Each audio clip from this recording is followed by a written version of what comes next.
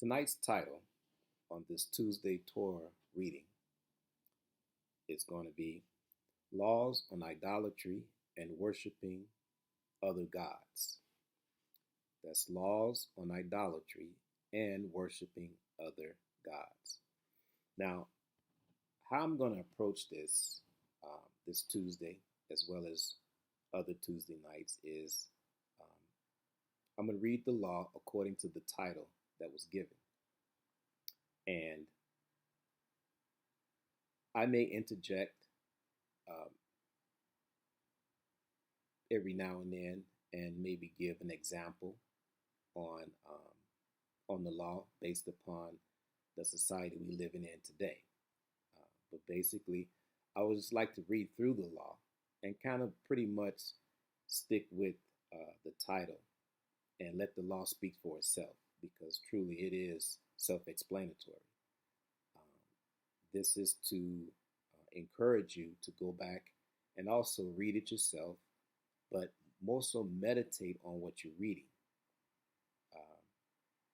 So I'm going to start off with Exodus chapter 20 and verse 3. Thou shalt have no other gods before me.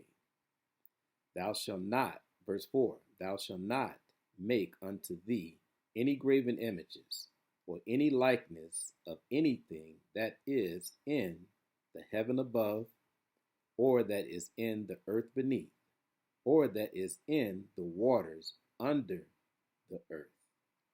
Now I just have to stop and just interject right there. So the law is simply saying that we're not to make any kind of images. Now he made it from the heavens to the earth to the waters underneath. Now we know today's society, they have many images, especially the other nations. Throughout history, the other nations have always dealt with idolatry. They've always made some type of form of image or statue that they consider to be their God, which meaning bringing them power or luck or blessings. But the Heavenly Father gave these laws for the children of Israel so that we won't fall into that particular trap. We have done it over the years, and that's because we neglected to understand and read the law. So I'm going to continue. Exodus chapter 22 and verse 20. He that sacrifice unto any god, save unto the Lord only, he shall be utterly destroyed. Verse 28. Thou shalt not revise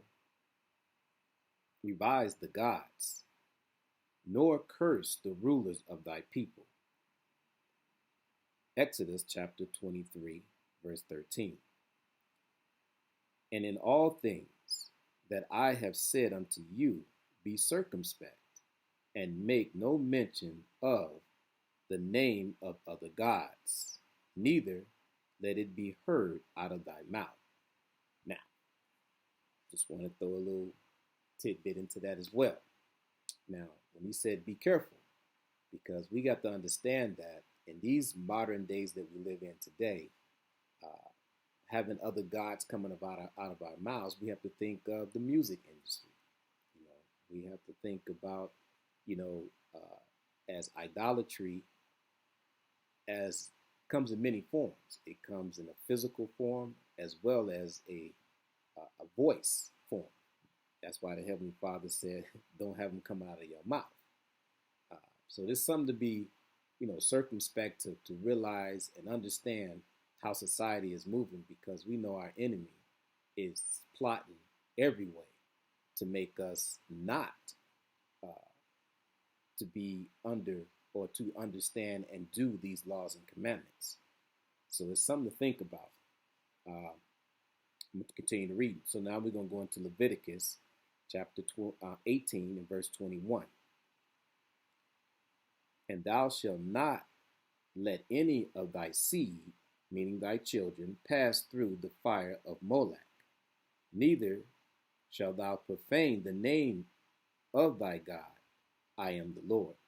Now, just to put some understanding on Molech, uh, when you look up Molech, right, and I looked it up in Britannica, it says Molech. Molech is a god that they used to do children sacrifice. That's the reason why the Most High said thy seed. When he said thy seed, meaning thy children. And I'm going to read just one of the definitions. There's many, but just make it plain and simple. Moloch. Moloch or Moloch, also spelled a Canaanite deity associated in biblical sources with the practice of child sacrifice. The name derives from combining the consonant of the Hebrew Molech, king, with the vowels of Vasht, shame, meaning shame, the letters often being used in the Old Testament as a vibrant name for popular god Baal. So you will see the name Baal as well as a representation of, let's say, Satan or other gods, on the left side, of course.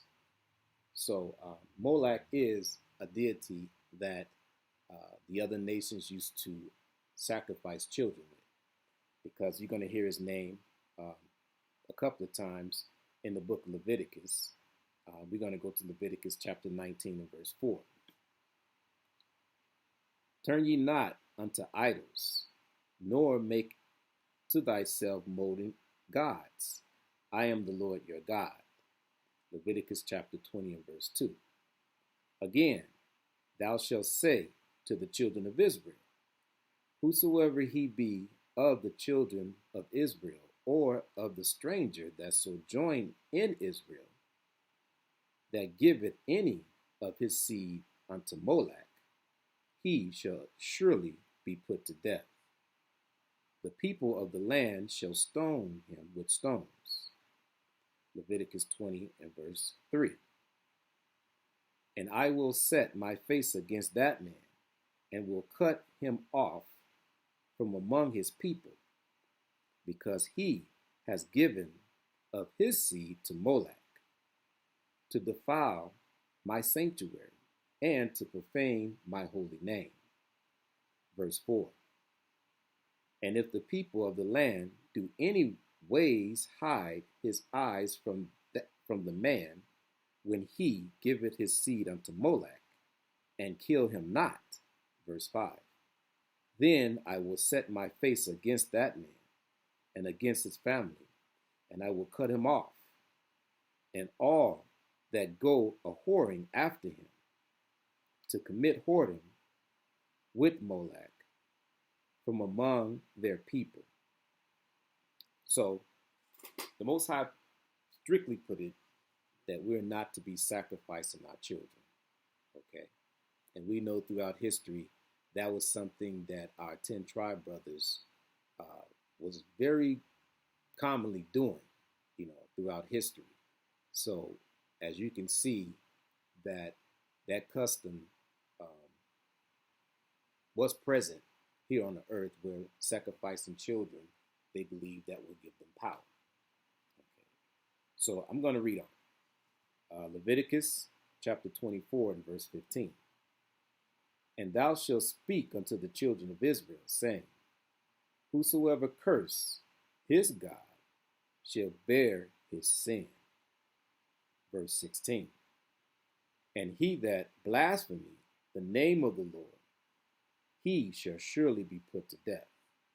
And all the congregation shall certainly stone him, as well as strangers, as he that is born in the land, when he blasphemeth the name of the Lord, shall be put to death. Now I'm going to stop right there, because when it gets into thou shall speak unto the children of Israel, saying, whosoever curse shall bear their sins. So once again, we have to be careful what comes out of our mouths.